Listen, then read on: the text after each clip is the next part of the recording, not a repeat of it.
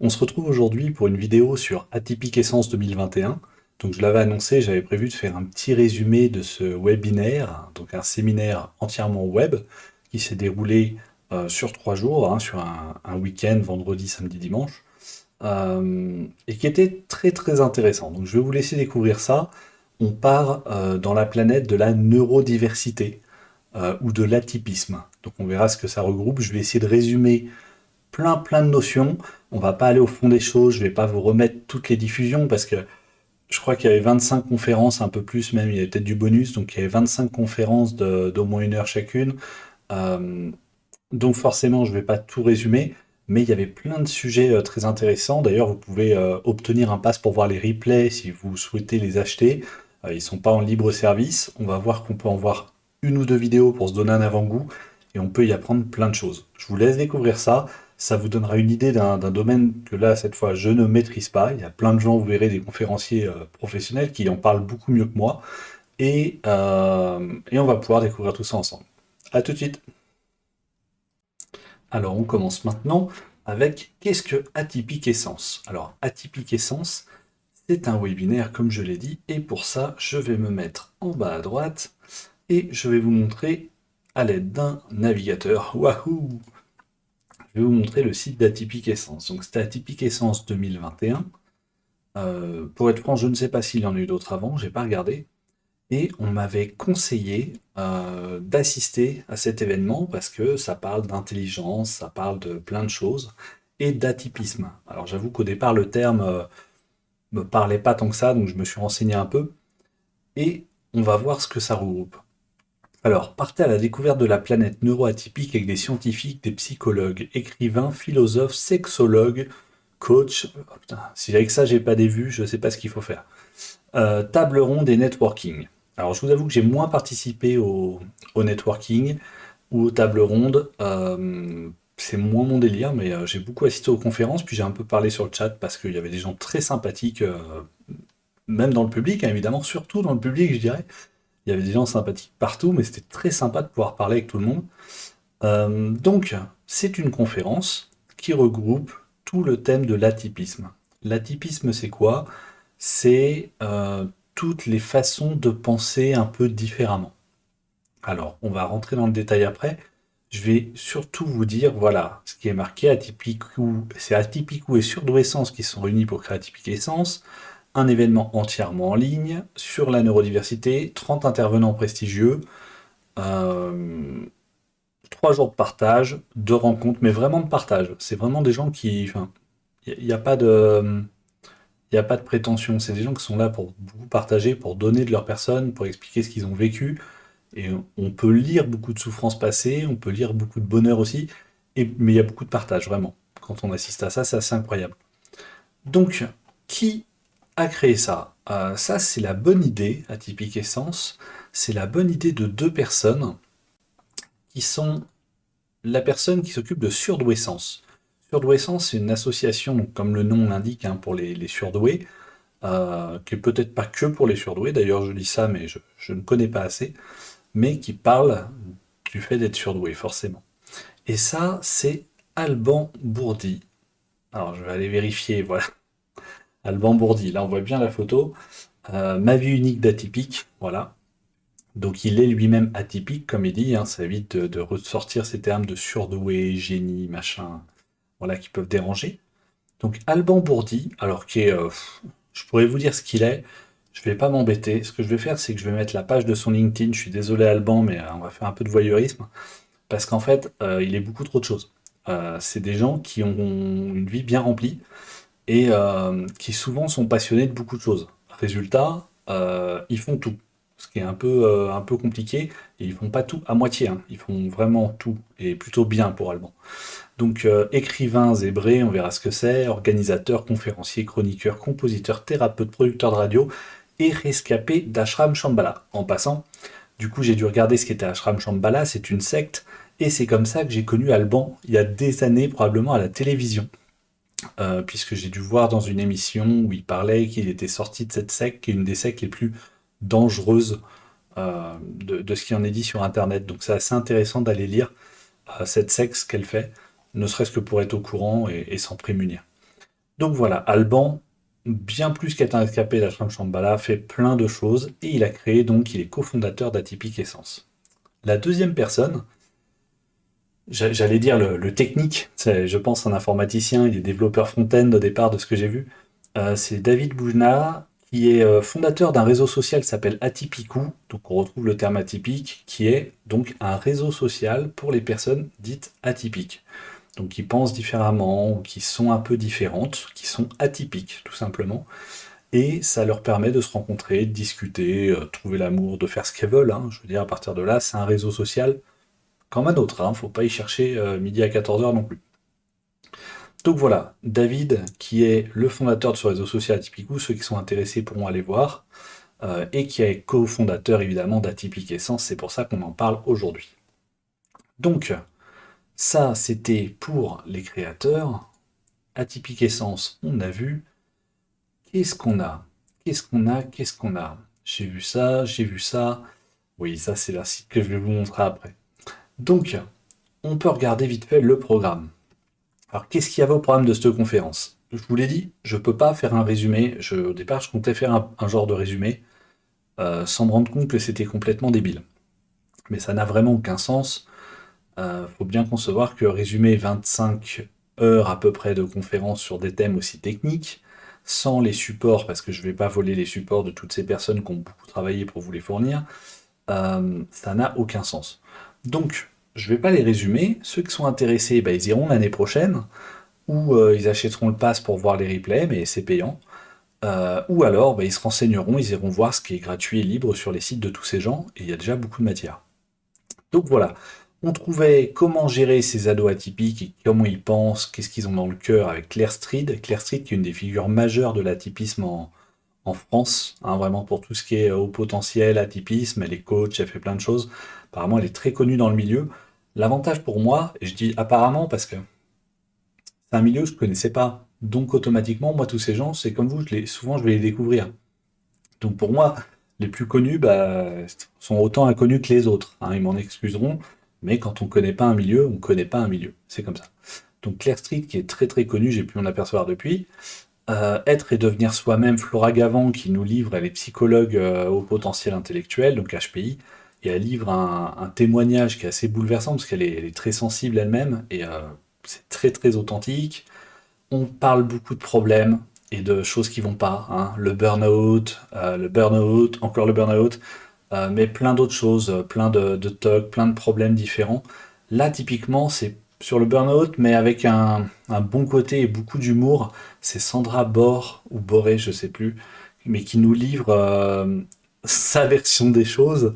Euh, Gardant en tête qu'elle est autiste quand vous verrez ces vidéos, parce que beaucoup de gens pourraient être choqués de voir l'autisme sous un nouvel angle, en voyant ce qu'elle fait. Et je vais vous en montrer quelques images, vous allez un peu halluciner. Croyez-moi, c'est assez impressionnant. Et je garde ça pour la fin, c'est trop bien. Et là, elle nous parle de la théorie polyvagale, qui est très très intéressante. Donc il y a quelques livres dessus, elle donne deux trois noms de livres. Cherchez ça, théorie polyvagale, et c'est assez intéressant. HPI, mais pas seulement, des clés atypiques. Il y a des choses un peu plus générales sur des clés, comment développer un projet quand on est au potentiel ou autre. Le couple. Alors, une histoire sur l'autisme. Alors pourquoi? L'atypisme, ça regroupe les hauts potentiels, intellectuels ou émotionnels, ou les deux, d'ailleurs, souvent les deux. Les hypersensibles. Donc les hypersensibles, c'est, je crois, 15 à 20% de la population. Donc, même si vous êtes 5 à regarder la vidéo, il y en a peut-être un. Voilà. Personnellement, je suis hypersensible. Donc voilà, sachez-le. C'est les gens qui pleurent devant les films, même quand il n'y a rien, en fait. C'est les gens qui ressentent les sensations beaucoup plus fort. Voilà. Donc, il y a les HS, les hypersensibles. Donc, il y a les troubles autistiques. Notamment, dans ce cas-là, on parle souvent des Asperger, qui est un trouble autistique. On en parlera un peu plus de secondes après, parce que ça m'a beaucoup intéressé, mais qui est un trouble autistique sans déficience mentale, je dirais. C'est peut-être mieux dit médicalement dans Wikipédia. Qu'est-ce qu'on a d'autre? Là, on est sur le programme. Je vais retourner sur la journée d'après, samedi. On a des parcours, celui d'Alban justement. Alban Bourdi, son parcours atypique de surdoué, qui est passionnant, parce qu'il est diagnostiqué très tôt notamment pour lui.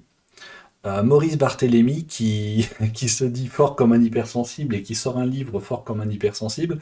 Comme il le dit, ça sera pas sa plus grosse vente, c'est pas là où il va gagner énormément d'argent, mais c'est pas le but, c'est de se confier vraiment. Et bon, outre le fait qu'effectivement, il en parle lui-même, les termes sont ses termes, hein, c'est-à-dire qu'il est sûrement HP, mais il parle d'hypersensible. C'est pas grave, c'est pas la question. Et ce qui est fort, c'est de voir comment il a fait de cette hypersensibilité vraiment une force. Donc il y a un échange avec Charlotte Wills qui est très intéressant sur la façon dont il a construit ça et construit autour de ça. Plein de choses, voilà, l'avenir à partir d'esprits divergents, améliorer la prise en compte des atypiques. En quoi Alors il y a beaucoup de choses qui les concernent directement, les atypiques, hein, quels qu'ils soient. Évidemment, c'est des sujets pour les atypiques, écoutés par des atypiques. Il y a probablement moins de public non atypique qui a été au webinaire que des atypiques. Donc c'est des sujets pour eux. Faut pas s'étonner non plus, hein, c'est pas sectaire, c'est juste quand on fait une conférence pour des sujets, on a le public qu'on mérite, hein, on a le public d'atypiques si on visait les atypiques. Quand je vais à des conférences informatiques, je vous assure que généralement il y a des informaticiens. Donc voilà. Les neurosciences, alors, docteur Pascal Michelon, donc, qui est la personne qui m'a conseillé notamment quand je vais parler de neurosciences et d'intelligence et de mes passions, qui m'a conseillé cette conférence. La neuroscience, en quoi le cerveau d'un HP est-il différent? Ce qui m'a plu dans sa présentation, et pas parce que je la connaissais, mais simplement parce que c'était très différent de ce que j'avais vu jusque-là dans ce webinaire, c'est que c'était très scientifique, c'était très carré, avec des éléments scientifiques, des explications, qu'est-ce que c'est, comment ça fonctionne, euh, qu'est-ce qu'on peut en faire, comment on discute les neurones, enfin, voilà, c'est vraiment elle a toute une présentation qui déroule et qui fait qu'on comprend beaucoup mieux la façon de raisonner, le pourquoi du comment, et c'est assez intéressant aussi. Alors, j'ai pas le support, peut-être qu'un jour je verrai, j'oserais peut-être lui demander si je peux avoir son support ou représenter avec son support ce qu'elle a présenté, parce que médicalement, scientifiquement, ses recherches sont passionnantes et j'ai beaucoup apprécié la présentation, pour être franc. Je l'attendais et j'ai pas été déçu. Pour le reste non plus, mais là particulièrement. Le surdoué, l'amour. Alors, il y a beaucoup de choses sur l'amour, le couple et tout, ce qui est intéressant. C'est toujours bon à savoir pour ceux qui ont problème ou autre. Concilier sa vie professionnelle et sa personnalité. Alors, c'est un sujet qui revient souvent parce que les personnes atypiques, si elles pensent différemment ou qu'elles ont des troubles, automatiquement, ça va causer des problèmes au niveau de la vie professionnelle. Donc, c'est beaucoup traité. Nous et les autres, donc on revient un peu sur un thème commun. Une nouvelle conception de l'intelligence, Jörg Pfeiffer. Alors ça, c'était ma surprise de la soirée. Le samedi soir, on a eu le droit à un petit concert avec des discussions en fait entre les chansons de Jörg Pfeiffer, qui est un artiste zébré, comme ils disent. Alors les zèbres, c'est des hauts potentiels. Généralement, c'est des hauts potentiels hypersensibles. On dit que si on est haut potentiel et hypersensible, on est un zèbre aussi. C'est un terme qui a été sorti comme ça. Ça vient d'un livre, je vous en dirai un peu plus tout à l'heure. Voilà. On a Judy Singer qui est là, la psychologue et sociologue australienne. Donc en anglais évidemment, c'était avec Claire Street aussi. Et là, il y avait un vrai échange sur comment elle a créé plus ou moins le mot, même plus que moins, le mot neurodiversité. Et comment elle en avait fait plus ou moins sa thèse, comment le terme a eu un essor incroyable. Donc elle est un peu la créatrice de la neurodiversité. Et elle en parle et c'est très intéressant. Et enfin, on va passer dernière journée. Le programme toujours, pardon.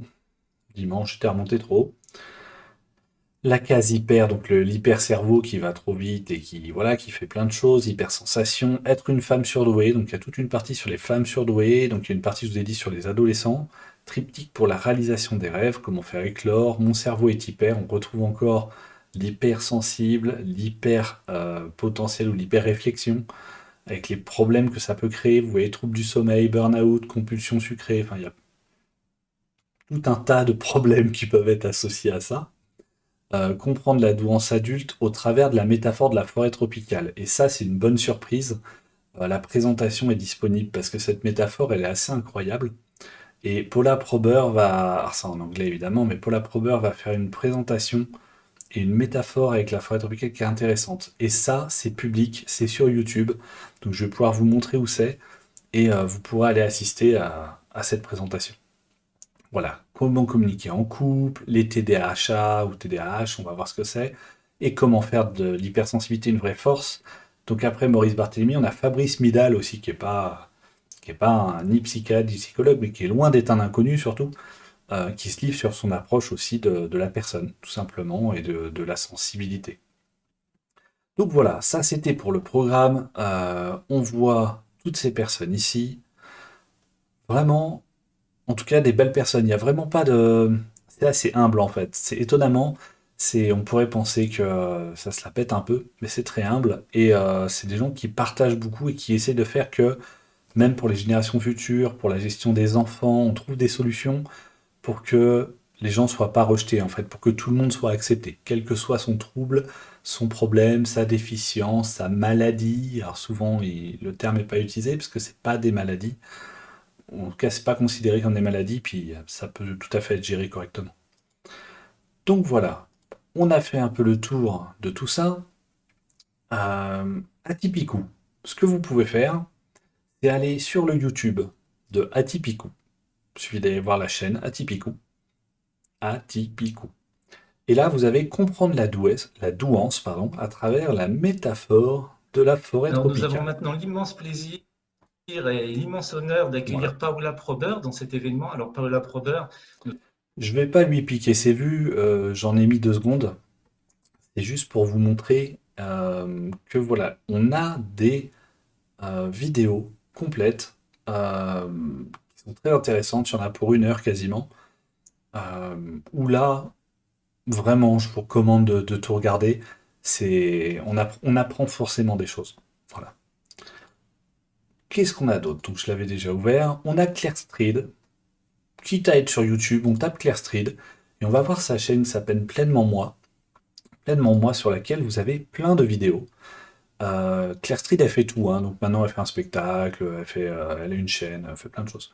Elle est coach, évidemment, consultante, en intelligence émotionnelle, pas qu'en intelligence, c'est juste que le titre est coupé.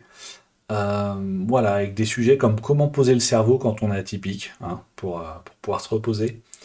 Il y a quoi d'autre?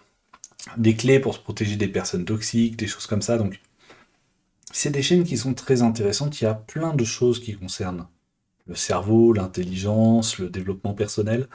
Donc Claire Street, je vous conseille aussi. Le programme, on l'a vu. Les sketch notes. Alors, je vous en ai montré un petit bout un peu rapidement. Je vais revenir sur les termes. Quitte à être un peu chiant, autant qu'on apprenne quelques trucs ensemble. Moi, c'est fait pour une partie des termes. Pour beaucoup, j'ai dû chercher parce que par contre, ils s'arrêtent pas hein, dans les conférences. Ils commencent pas avec une conférence introduction. D'ailleurs, c'est peut-être à noter pour les gens qui sont pas au potentiel, surdoué, enfin c'est la même chose, hein. Au potentiel, c'est le nouveau terme pour surdoué, pour ceux qui ne sauraient pas. Zèbre, HS, TDHA, tout le monde utilise ces termes tout le temps dans les conférences. Quand vous venez d'arriver, vous êtes content de votre vie. Hein. Si vous n'êtes pas renseigné, que vous n'êtes pas sur le net à côté en train de tapoter, vous comprenez rien. Donc ça, faut peut-être une vidéo d'intro pour la prochaine fois, juste pour rappeler où on est, qui on est, quels sont les termes, ou mettre un petit glossaire. Alors, le haut potentiel intellectuel. Donc, ça, qu'est-ce que c'est? C'est défini par l'OMS, donc l'Organisation mondiale de la santé, par un QI supérieur ou égal à 130, soit 2 écarts-types au-dessus de la moyenne. Selon les pays, euh, le, le niveau est différent. C'est pas le niveau qui est différent, c'est que 130, c'est parce qu'il fallait choisir une valeur. Ça ne veut pas dire grand-chose, même le chiffre lui-même. Mais c'est entre 125 et 130. À partir de 125-130, généralement, on considère que les gens sont surdoués anciennement ou haut potentiel intellectuel, ce qui est plus vrai. C'est-à-dire qu'il y a un haut potentiel, il faut encore qu'il soit exploité, ce potentiel. Mais c'est des personnes qui ont une façon de réfléchir différente, potentiellement un peu plus rapide, et vraiment différente, notamment une pensée en arborescence. Donc ça, vous pouvez vous renseigner sur le haut potentiel intellectuel. Et ceux qui n'arrivent plus à dormir parce qu'ils n'arrivent pas à éteindre leur cerveau, s'il y en a qui nous regardent, peut-être que vous vous reconnaîtrez. Le haut potentiel émotionnel. Haut potentiel émotionnel, c'est la même chose, c'est quand on a une grande capacité à vivre, subir, reconnaître les émotions ou les partager. Alors ça, j'ai un peu plus de mal, parce que les définitions sont un peu vagues. Globalement, qu'est-ce qu'ils disent? Imagination débordante, grande créativité, grande capacité d'observation. euh, voilà. Je suis pas sûr que la définition soit réellement celle-là. Qu'est-ce qu'un haut potentiel émotionnel? Une intelligence émotionnelle. Alors, il faut encore savoir ce que c'est. Euh, c'est lié à la gestion des émotions. Je pourrais pas vous en dire plus. Même pour moi, c'est quelque chose d'encore trop spécifique. Je connais pas. Et souvent, je trouve que ça superpose complètement avec le fait d'être hypersensible. Les HS, simplement. Les hypersensibles, ça revient vraiment à du HPE, de ce que j'ai compris. On a les TDAH. Les TDAH, c'est le trouble du déficit de l'attention avec ou sans hyperactivité. Donc on parlera de TDAH ou de... non, c'est TDA ou TDAH. Enfin bon, il y a plusieurs petits termes comme ça, s'il y a l'hyperactivité ou pas en plus. Bah oui, TD ou TDAH tout simplement. C'est quand même chez l'enfant 4 à 6%. Donc des troubles de l'attention de 4 à 6% pour les enfants. Il y en a quand même quelques-uns par classe, hein, du coup, forcément. Donc voilà, ça ne veut pas dire que c'est des génies, hein, mélangez pas toutes les catégories. Hein, il y a de tout. Et ça ne veut pas dire qu'on ne peut pas être les deux. Des fois, on peut être deux choses, trois choses. Des fois, on peut être rien du tout. Hein. Être normal, c'est bien aussi. Je veux dire, on peut être différent, on peut être normal, on peut être n'importe quoi. Donc ça, c'est les TDAH. Quels sont les symptômes? Difficulté de concentration, impulsivité, une agitation pendant au moins 6 mois, répercussions importantes dans la vie quotidienne. S'il y a d'autres troubles comme la conduite d'opposition, l'anxiété ou la dyslexie, c'est vite le bordel.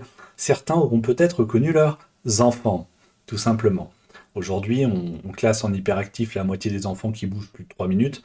Euh, voilà, ça peut rentrer dans le cadre des TDAH, et puis ça peut cacher d'autres choses aussi.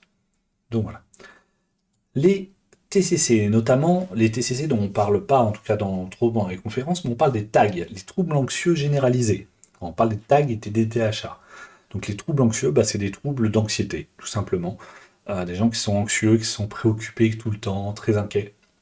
Donc ça, ils font des crises et tout. C'est un autre problème. Ça fait partie des troubles, hein, des choses qui sont un peu moins positives, mais qu'on retrouve souvent dans ce domaine. Les autistes Asperger. Alors ça, c'est passionnant. J'ai découvert ça avec une conférence TED d'un autiste Asperger qui venait d'expliquer pourquoi il était différent, mais pourquoi c'était pas mal, et pourquoi il n'était pas bête alors qu'il était autiste, enfin des choses vraiment bêtes et choquantes, mais c'est assez impressionnant, et beaucoup de courage. Et les Asperger, bah, c'est un trouble envahissant du développement, d'origine génétique. Ils rentrent dans la catégorie des troubles du spectre autistique, ou autisme. Donc pour beaucoup de personnes, l'autisme, quelque chose d'un peu dérangeant, on a du mal à regarder dans les yeux, c'est normal, mais alors je dis c'est normal, c'est pas c'est normal que ça soit dérangeant ou qu'on ait du mal à regarder, c'est juste que c'est troublant pour l'humain. Hein. On ne se reconnaît pas, on en a peur et on ne connaît pas. On en a peur. Mais le syndrome d'Asperger ne comporte pas de déficience intellectuelle ni de retard de langage. Par contre, il va comprendre souvent des problèmes de socialisation, des problèmes de gestion avec le français un petit peu, différents problèmes. Et par contre, il va souvent être caractérisé par d'autres capacités.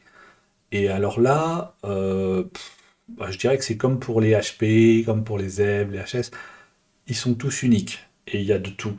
Mais souvent de tout assez exceptionnel. Donc ça, c'est assez intéressant d'étudier au moins le phénomène et de voir les personnes qui sont Asperger et de voir leur réalisation pour se rendre compte de ce que peut faire une personne atteinte d'autisme et changer sa vision un peu du monde de l'autisme en tout cas. Donc ça, c'est les troubles, les Asperger, donc un trouble de l'autisme, trouble du spectre de l'autisme, ou TSA. Il faut encore le savoir, trouble du spectre de l'autisme, tout simplement. Donc ça, c'est surtout pour les Asperger que ça nous intéresse en l'occurrence. On a déjà vu le LinkedIn d'Alban, le LinkedIn de David, et enfin le terme zèbre. J'adore ce truc. Alors à part que c'est un nom vernaculaire ambigu en français, donc déjà moi je me suis perdu tout seul dans vernaculaire, C'est quoi une personne zèbre? Parce qu'on parle de personne zèbre. Je suis un zèbre, tu es un zèbre. Enfin, c'est assez particulier maintenant. Dans ce milieu, il l'utilise beaucoup.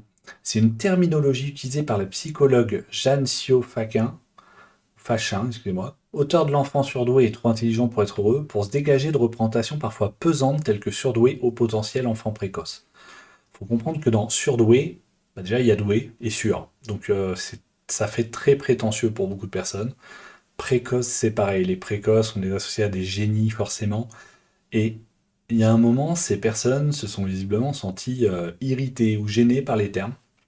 Et du coup, le terme de zèbre a été utilisé dans des publications par la psychologue et ça a été repris. Donc dès qu'on est atypique ou en général au potentiel et hypersensible ou hypersensible, on utilise le terme de zèbre. Voilà, famille des zèbres ou des atypiques.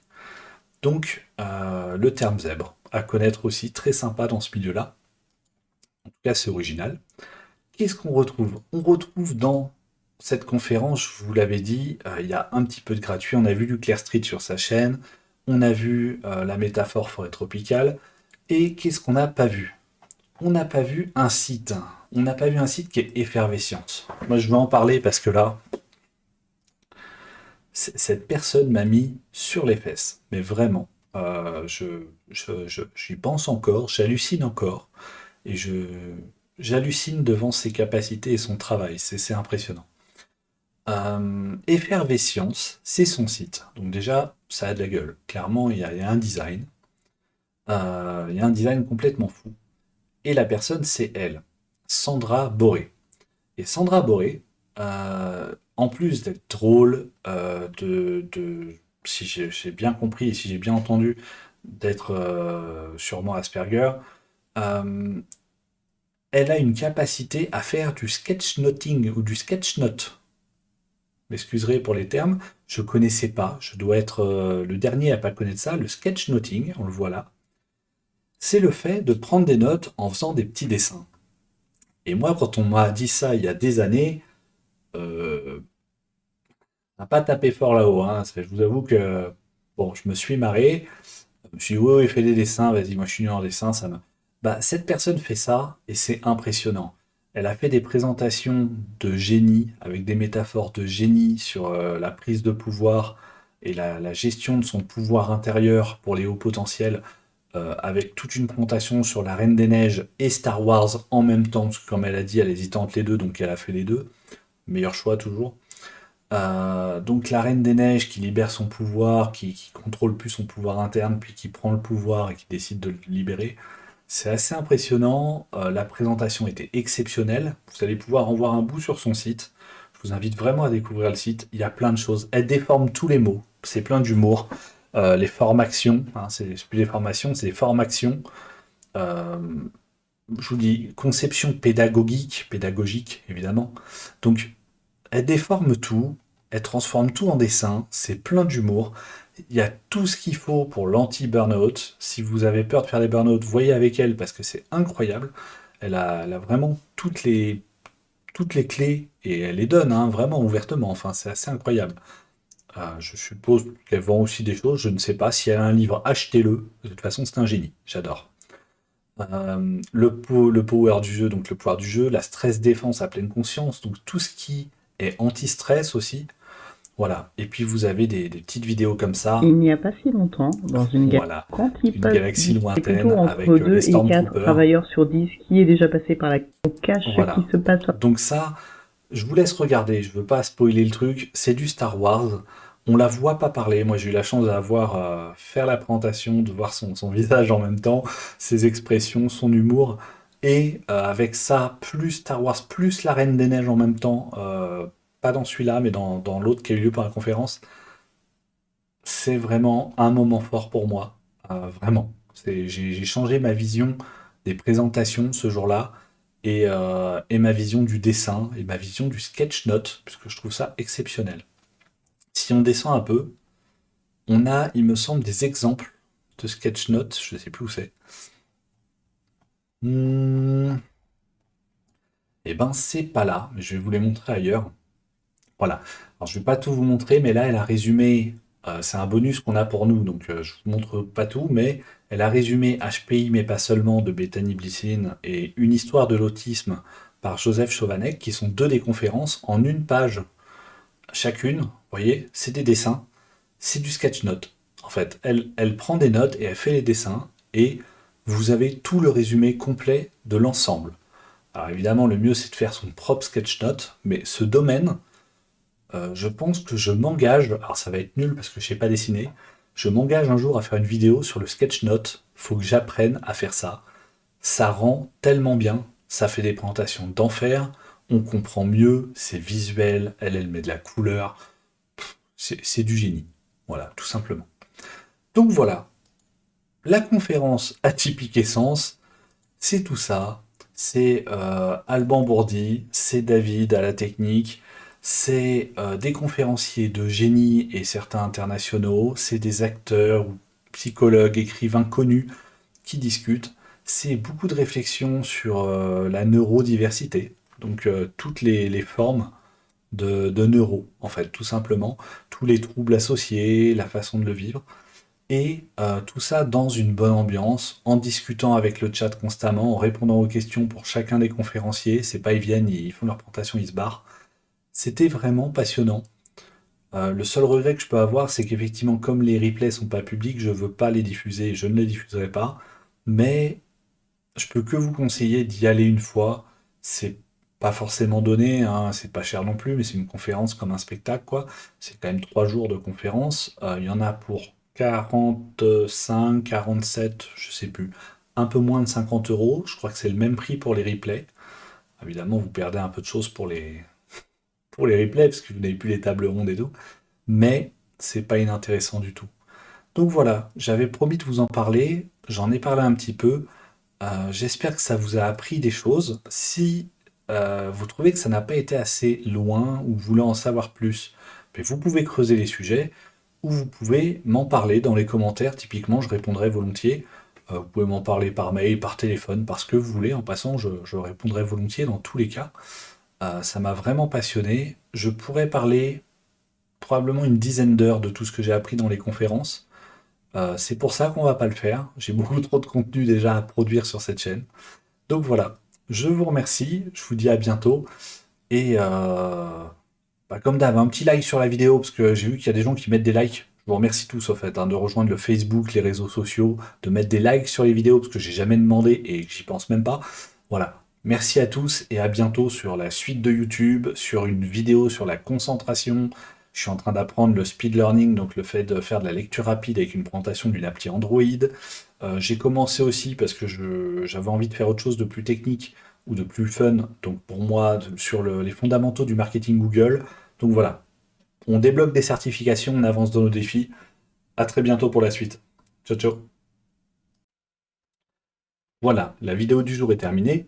Je vous remercie de l'avoir vue, de l'avoir suivi et éventuellement de l'avoir apprécié.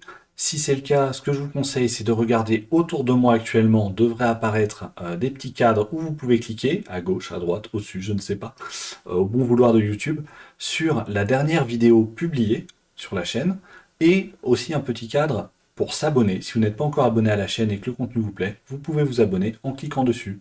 Voilà, je vous remercie, c'était Florian, et à bientôt sur Apprendre rapidement.